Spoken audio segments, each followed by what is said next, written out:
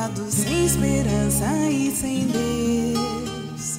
Mas Deus, sendo rico em misericórdia, o seu Filho deu a mim. Ele nada me exigiu, como graça se deu a mim. Oh, que grande amor! O homem pecou, Deus o amor. O homem pecou, Deus o amor. A lei conscientizou-me do pecado, minha boca se calou. Cristo, a justiça de Deus, concedeu-me liberdade, vida e paz. Deus proveu um fim para a lei, pela mão de um mediador. Oh,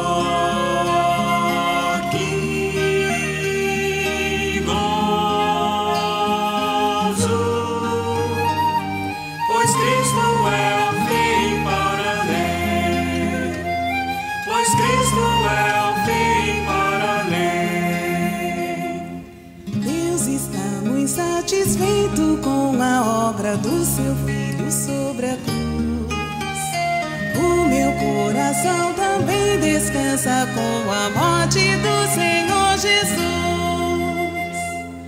Ele é o meu Redentor, assumiu o pobre pecador. Oh, que salvação! O meu Senhor ressuscitou. O meu Senhor ressuscitou. Muito tempo se passou após a morte do meu Redentor na cruz.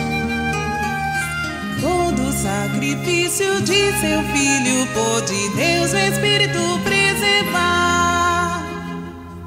Todo aquele que nele crê, com a boca o invocar. Ó